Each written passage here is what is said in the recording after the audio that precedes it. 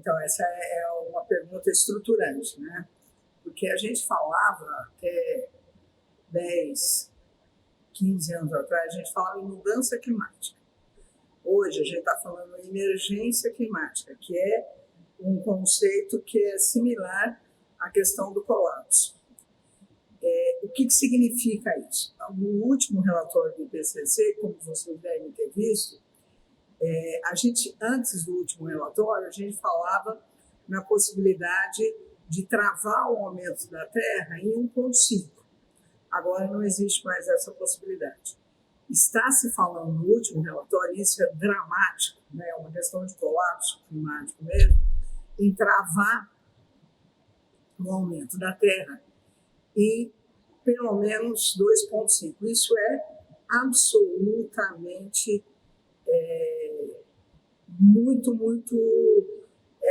muito importante que a gente tenha consciência de que as populações mais vulneráveis, certamente, as cidades litorâneas, mesmo as não tão vulneráveis como Nova York, o próprio Rio de Janeiro, Santos, etc., essas cidades serão totalmente atingidas pelos eventos extremos. No caso brasileiro, no norte e no nordeste, né, as secas, né, e o aumento da temperatura vão ser insustentáveis para a agricultura, por exemplo. Então, nós vamos ter que pensar, assim, para ontem, soluções que minimizem agora este colapso climático que nós já estamos vivendo. Não é o que virá para as gerações futuras, é o que nós já estamos vivendo, que é a emergência climática.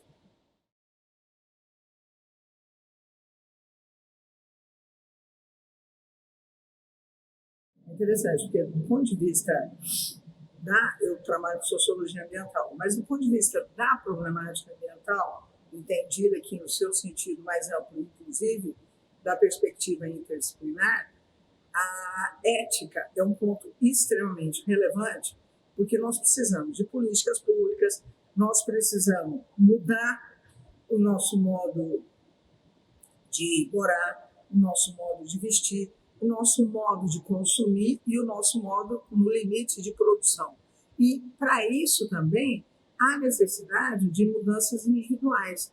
Então, a questão ética, né, é uma questão relevante no sentido, inclusive, da gente transformar essa relação do humano e do não humano, né? Ou seja, o que eu estou tentando dizer, por exemplo, vou dar um exemplo bem corriqueiro para nós, né? A questão de que, em curto espaço de tempo, a humanidade vai ter que parar de comer carne, né?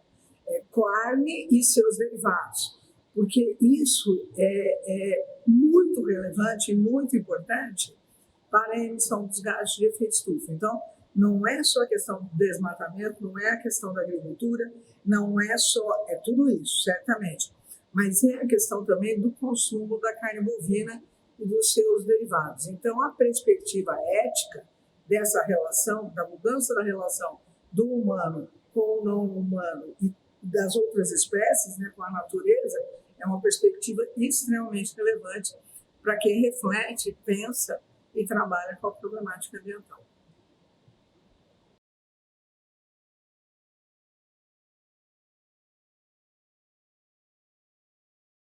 Então, eu acho que isso é fundamental. A descarbonização da economia vai ser necessária através de várias perspectivas, né? No caso brasileiro, por exemplo, a questão do desmatamento é uma questão crucial, né? Fundamental, e é mais barata do que para os outros países, porque o desmatamento não significa uma mudança da sua matriz energética, como é o caso, por exemplo, dos outros países. A China, por exemplo, a matriz energética da China, até pouquíssimos anos atrás, era baseada no carvão. Então, você mudar essa matriz energética significa um investimento econômico muito grande. Não é que nós não tenhamos dinheiro. O mundo tem dinheiro, sim. E se tem dinheiro para salvar o banco, como é que não tem dinheiro para salvar o planeta? Né? É muito estranho isso. Você muda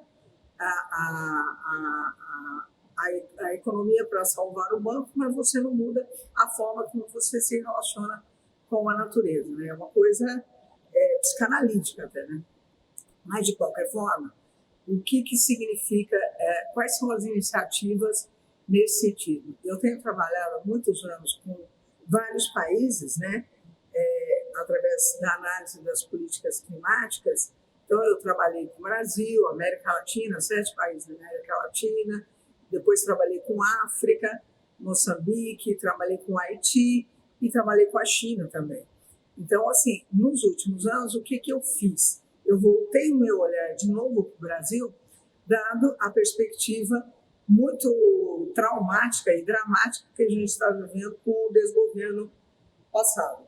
Então, daí eu comecei a procurar, eu sempre falo, né, isso, que antes eu via só o que estava acontecendo negativo. Agora, como eu estou com mais de 60 anos, né, eu digo, I'm looking for sustainability. Eu estou procurando por sustentabilidade porque eu quero ter netos. Então, tudo isso a gente tem que pensar no futuro das próximas gerações. Então, no caso do estado de São Paulo, por exemplo, eu tenho visto experiências muito interessantes. Acabamos de publicar um livro que se chama Emergência Climática, Análise Multinível e Multiatores no caso brasileiro, onde a gente foi... É interessante isso do ponto de vista teórico-metodológico, porque é uma perspectiva que nos leva a procurar coisas interessantes que estão acontecendo no planeta. Essa questão do multinível, por exemplo, a questão do local é fundamental, né? Se existem possibilidades de busca de sustentabilidade, essas buscas estão acontecendo no nível local. E as cidades são atores cosmopolitas muito interessantes. Entretanto, você não pode ficar só no nível local. Você tem que elencar também essa relação do local com o regional, com o nacional e principalmente com o internacional. Porque a questão ambiental ela é planetária. Então, ela está vinculada a essa perspectiva interescalar, que eu chamo. Mas, de qualquer jeito, exatamente pela perspectiva interescalar, que você percebe as diferenças territoriais, é que você percebe que a questão da sustentabilidade não pode estar desvinculada da questão da desigualdade social, né? Não pode estar desvinculada da questão da pobreza. Então, tudo isso propicia possibilidades de descarbonização da economia se você estiver pensando, primeiro, em multiescalas e, segundo, em multiatores, ou seja, você tem que envolver as populações locais nesse processo, as populações mais vulneráveis, as populações mais marginalizadas, porque elas são as mais atingidas. Então, não é só desmatamento zero, mudar a perspectiva do agronegócio para a agroecologia, mas é também envolver esses diferentes atores, não só o Estado, como os diferentes movimentos sociais, a própria iniciativa privada e também as universidades, os grupos de pesquisa, para pensar essas buscas de sustentabilidade. Vou dar 2 ou 3 exemplos aqui muito rápidos, que são muito interessantes. O exemplo de Niterói, que nós vimos aqui recentemente, é muito interessante.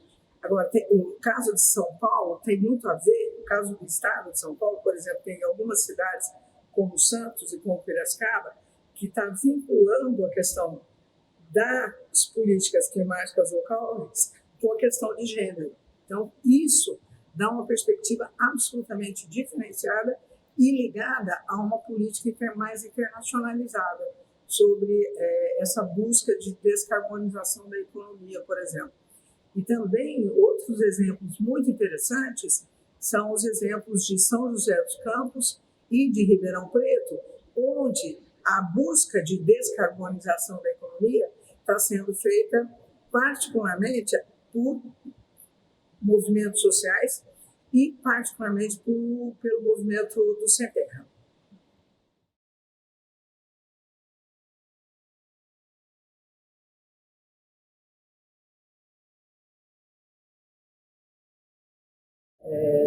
Eu costumo dizer que eu analiso as políticas nacionais em um período de 4 estágios, vamos dizer assim. Um primeiro período que vai de 92 até 2000 e pouco, é quando está havendo uma discussão sobre a formulação e, posteriormente, a implementação das políticas climáticas.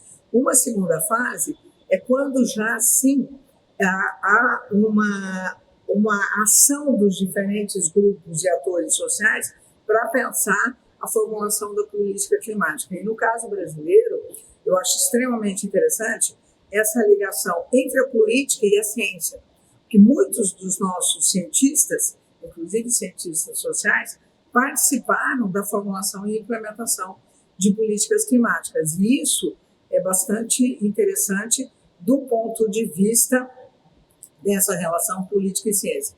E outros atores sociais, como os movimentos, a Rede Clima, por exemplo, movimentos sociais organizados, também tiveram uma participação ativa nesse processo. Daí é a terceira, a quarta fase, a terceira e a quarta fase, que vão até 2019, é quando realmente a gente implementa a Política Nacional de Mudança Climática, e a gente tem programa para todos os nossos biomas. Não é só a Amazônia, não é só o Cerrado, é o Pantanal e assim por diante. Tem, inclusive, propostas para a questão urbana, para a questão da agricultura. Então, assim, do ponto de vista do papel, né, tudo isso foi muito interessante. A partir de 2019, como todos nós sabemos, houve um desmantelamento de todas as políticas sociais e ambientais, então tudo isso foi por terra abaixo. Agora, com a reeleição do Lula, isso volta a ser uma agenda fundamental do governo nacional, principalmente quando ele coloca a pessoa certa no lugar certo, que é a Marina Silva, que além de ter uma experiência muito forte, porque já foi ex-ministra, é uma liderança internacional muito importante. Então, o governo brasileiro volta à cena nessa problemática. Posto isso, já vou fazer um comentário mais crítico, que tudo isso é muito relevante, tudo isso é muito importante. Mas, ao mesmo tempo, o que nós temos que fazer é ações concretas e objetivas que vão somar a esse processo de institucionalização das políticas brasileiras em relação à política climática. Ou seja, tem que parar o desmatamento, ou seja, tem que diminuir os gases de efeito estufa. O Brasil está dentre os 10 maiores emissores de gases de efeito estufa. E isso não é só no desgoverno do Bolsonaro, isso é desde antes do governo da Dilma, e na Dilma isso se acentuou. Então a gente precisa, vamos para além das estruturas políticas institucionais, nós temos que mudar, né, essa perspectiva, onde a questão ambiental ela tem que ser transversal às demais políticas públicas e principalmente em relação à política econômica.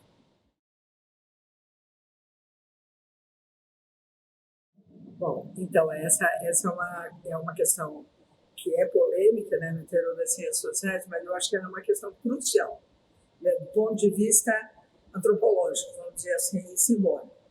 Porque todos nós sabemos que as mudanças climáticas elas são causadas pela ação humana, né? Mas o que o conceito de antropoceno vem nos colocar como assim, estruturante? O nosso problema não é só uma sociedade de mercado, é óbvio que é, né? Não tem dúvida disso. Mas também as sociedades planificadas reais, que não incentivaram e não implementaram políticas climáticas. A própria China, nós sabemos que a China agora se volta, né, para a modernização ecológica, mas isso é muito recente, né? Por muitos anos, a matriz energética da China, que era o carvão, né, a China era o segundo maior emissor de gás de efeito estufa do mundo, mas o maior continua sendo os Estados Unidos, né? E é de longe, né, o maior emissor. Então, o que o conceito de antropoceno nos propõe é pensar o seguinte, que até os anos 50, esse processo de industrialismo, ele foi se vamos dizer, acelerando de tal forma e se intensificando de tal forma a ponto de que essa perspectiva de que a mudança geológica do planeta muda, né? No sentido de que a história geológica do planeta ela tem várias transformações. Né? Nós já tivemos a Era do Gelo, o Holoceno e assim por diante. Agora, o antropoceno está dizendo o seguinte: a ação humana e de determinados grupos sociais, de determinadas classes sociais, né, estão mudando a temperatura do planeta. Né? Então, assim, é por isso que o conceito de antropoceno, eu digo que do ponto de vista antropológico e do ponto de vista político, ele é relevante no sentido de que isso fica claro, não só para nós, cientistas ambientais, sociais e naturais que trabalhamos com a questão ambiental, mas fica claro para os diferentes grupos sociais, inclusive para essas populações mais marginalizadas e que estão sendo atingidas por esses eventos extremos de forma absolutamente dolorosa, como vocês viram aqui no caso de São Sebastião, que ocorreu recentemente. Eu estava vindo com o Uber agora da Lagoa e ele estava me contando que várias bairros aqui ontem no Rio de Janeiro alagaram. Então, assim, a intensificação das chuvas tem sido cada vez mais, em um curto espaço de tempo, cada vez mais radical. E isso é o que o antropoceno está propondo, que nós simplesmente olhemos isso e pensemos o que fazer.